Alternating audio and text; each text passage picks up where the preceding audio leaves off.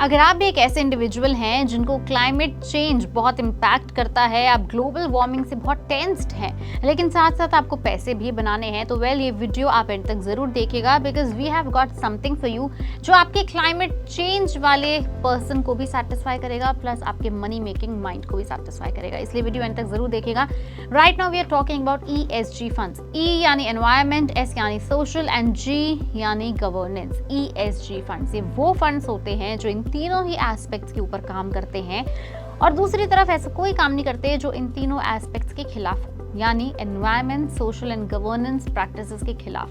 Example दे सकते हैं छोटा सा, tobacco, weapons, fossil and fuels, bad health practices, साथ ही साथ पोल्यूशन कॉजिंग एलिमेंट्स।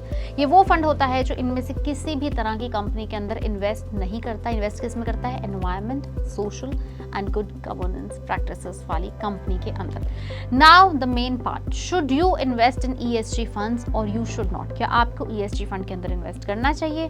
कैसे करना है, क्या है वो अब हम जल्दी से बता देते हैं। ESG fund is just any other thematic fund. ये कोई भी एक म्यूचुअल फंड है जो ESG थीम के ऊपर ऑपरेट करता है, एक सर्टेन टाइप की कंपनीज के अंदर ऑपरेट करता है। ESG फंड्स की जब हम बात करते हैं तो इंडिया में फिलहाल 10 ESG फंड्स हैं जो कुल मिलाकर 11,000 करोड़ रुपए के एसेट्स को मैनेज करते हैं। एंड रूल्स के मुताबिक कोई भी ESG फंड अपनी टोटल अमाउंट, टोटल एसेट्स का 80% इक्विटी के अंदर इन्वेस्ट कर सकता है। लेकिन फिर जब हमने ESG फंड्स की थोड़ी सी डिटेल में और पढ़ाई करी, तब हमें पता चला कि ESG funds are biased towards investing in large cap stocks, यानी कि ESG फंड ज्यादातर लार्ज कैप कंपनीज के अंदर इन्वेस्ट कर सकते हैं। हमने कुछ ESG फंड्स को कंपेयर करा तो पता चला कि यूजुअल ESG फंड्स जो हैं वो एक फंड 40 से 45 स्टॉक्स के अंदर इन्वेस्ट करता है, और वो भी उसका majorly large cap. More than 70% of allocation only to large cap funds. ज्यादातर के पोर्टफोलियो के अंदर कुछ सिमिलर स्टॉक्स हैं, जैसे कि ICICI bank, Infosys, HDFC bank, axis bank, Maruti Suzuki, TCS, HUL, HCL etcetera. तो ज़्यादातर ESG फंड्स फाइनेंशियल कंपनीज के अंदर इन्वेस्ट कर रहे हैं, टेक्नोलॉजी में कर रहे हैं, ऑटोमोबाइल के अंदर कर रहे हैं, और उसके बाद अगर थोड़ा परसेंटेज है तो वो आता है सर्विसेज और एनर्जी सेक्टर के अंदर। एक्चुअली ये थोड़ा अलग होना चाहिए एथिकली। लेकिन अब चलिए कुछ ESG फंड्स के रिटर्न्स को पहले कैलकुलेट कर लेते हैं और आपके सामने कंपेयर करके रख देते हैं। शुरुआत करते हैं कि किन फंड्स ने 6 महीने के अंदर सबसे अच्छी परफॉर्मेंस दी है। तो 6 महीने के अगर हम रिटर्न देखें तो क्वांट के ESG फंड ने लगभग 28.9% की रिटर्न दी है, एक्सिस ने 18.53% और कोटक ने 16.88% का रिटर्न दिया है।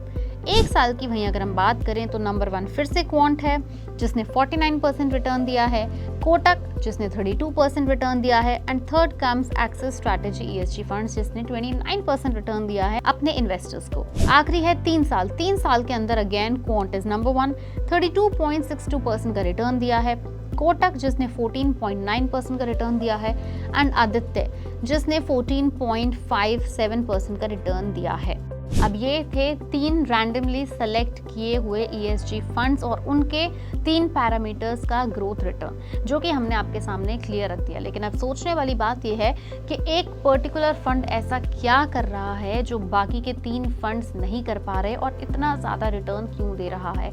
ये सवाल भी हमारे मन में आया। फिर हमने उसकी होल्डिंग खोली, हमने उसकी एलोकेशन खोली, और तब हमें पता चला कि इस पर्टिकुलर फंड ने ESG फंड्स के नाम पर फाइनेंशियल सेक्टर के अंदर कम पैसा लगाकर energy, metal and mining, health care and technology के ऊपर सबसे ज़्यादा एसेट एलोकेशन किया है, और उसके बाद अगर आता है तो आता है financial sector. But the main focus is energy, metals and mining, health care and technology, and this is why ये एक पर्टिकुलर फंड बाकी ESG फंड से ज़्यादा रिटर्न दे रहा है।